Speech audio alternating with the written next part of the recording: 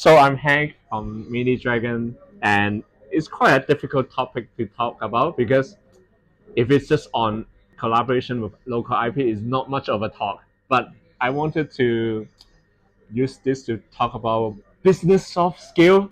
Um, as I was going through the local IP journey, I noticed I learned a lot, and not necessarily everyone at the company know. So there's some kind of soft skills involved, and I would like to share that. And it's quite a rare topic, right? So in the past, when I talk to different people, I kind of mix in other topics in this talk. So I hope this sharing is will be interesting. All right. So our studio, we I guess it's like on track for like 7 6 years. But I just want to say like there's never a pot of gold at the end of the rainbow. There's no magical. Oh wow! Once you crack your first game, it's over. It's not. You're still gonna struggle.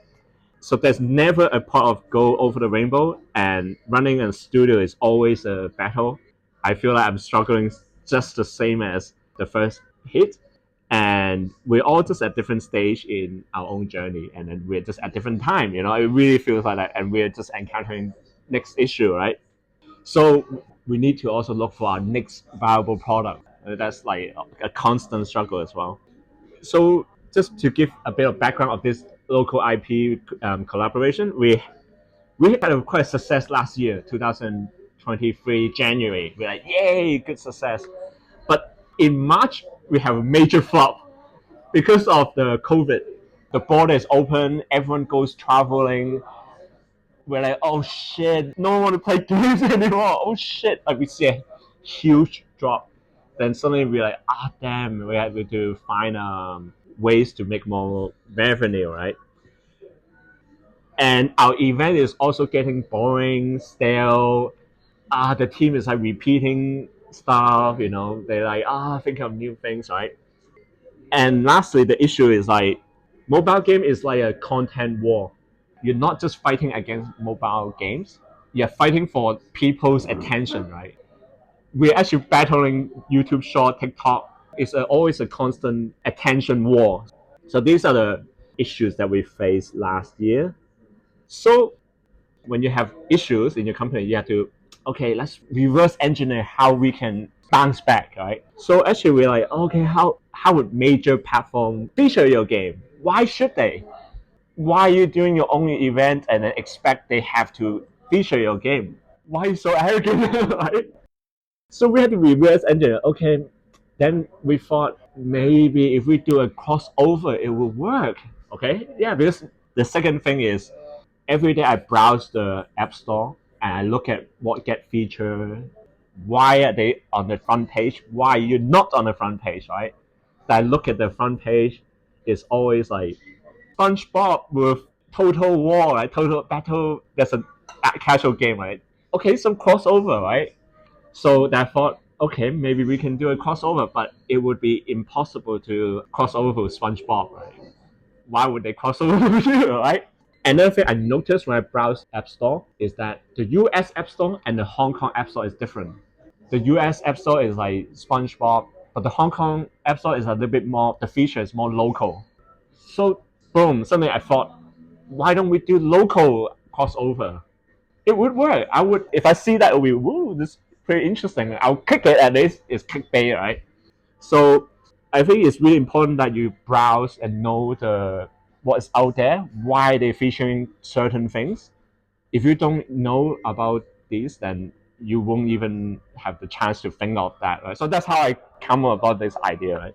So actually, the first thing I thought was like, hey, I grab Edward. Yeah, you have a classic 4W wheel car game, which is quite a legend and a classic Hong Kong game, right? And our game Time Fantasy is also we kind of like a similar brand size, I guess. Crossover is like quite an interesting noise, right? I would think that, right? So that was the inspiration, and the inspiration is really requires you kind of know what Apple want, what is out there, why they feature, right? When I thought this, the success rate was quite high. I think we got the idea around July. It's really boiled down to a few steps. Number one is like Can our team handle it? Yeah, they should be able to handle it because we're making a just our same event. Team can make it. Okay, good. Check. Will Edward accept this proposal? Yeah, I think he should. It's quite fun, you know. And I think if we talk to him, he will be yeah, go ahead, let's do it. And he was. It was quite fun for both teams, and we had nothing to lose. And then check right. Will Apple like it? I think he would. I think it would be quite interesting. So I think the key point I want to say is that you have to reverse engineer. Yeah, it is pretty interesting, and your players would also find it interesting, right? Oh, why are you crossovering with a car game? It's like doesn't make sense, but it's quite whack. But our game is more lighthearted, so we can do that. I think more serious title cannot do that. So it's like check all the small step checklists, and think of like what is the risk. Think of what is the hardest challenge. And when I thought all that is like there isn't much to lose. Like I just go visit everyone. It's like nothing to lose. Like it's only one afternoon. It's like no, hang you crazy. I'm too busy. Then that's fine too. Right? And then each small steps was success, and over 6 months, and we had that feature, and the event was also really successful. Like the players, we enjoy it too. So that was the first crossover. At that time, we already know we can do another one. So boom, the next one was the Hong Kong heavy machine. In Chinese, is 香港重機. Is like this guy I saw on I think I saw on news his drawing. Oh, it's so interesting, right? A bit of business soft skill. Where I talked to the team as a team talk, right? I guess they were concerned like why would they reply you? You know, they always think they might be a bigger entity than we are. You know, but what I want to say is that you never know. You know, so our first step was nothing to lose as well. I say we just blindly email them. Hey, we are blah blah blah. We would like to do an event. You know, would you be interested?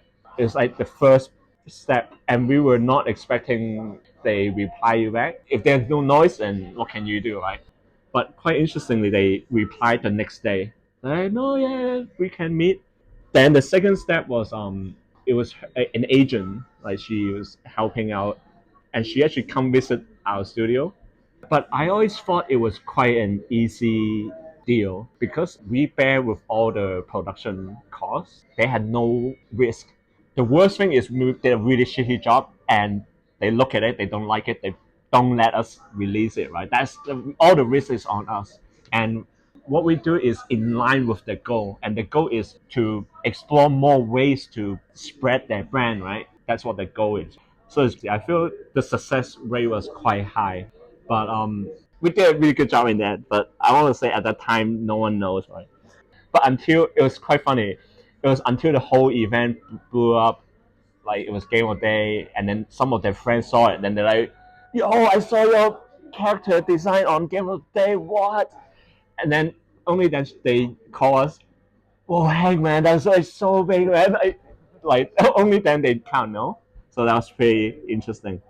But anyway, regardless, it was in line with their goal. So it was quite easy. I think it was quite easy to work with. So the results, commercially, it was quite successful. The players love it. The Apple really like it. Actually, the moment we pitch the idea to Apple, the next day they're like, oh, yo, that's interesting. But yeah, it was quite well received. They're like, oh, they really like to promote that. That's a key factor for Apple feature.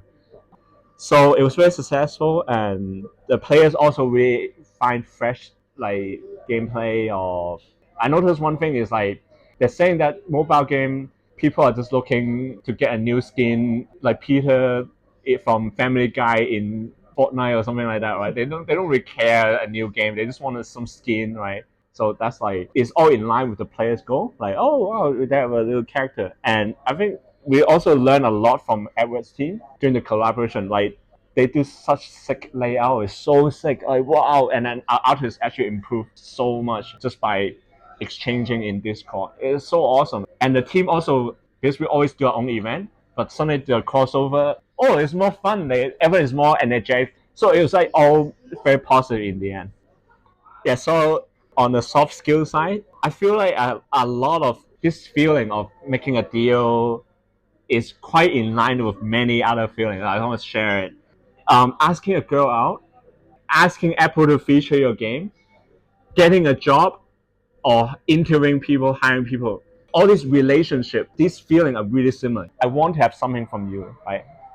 If you say, okay, let's do it, it's so awesome for me, right?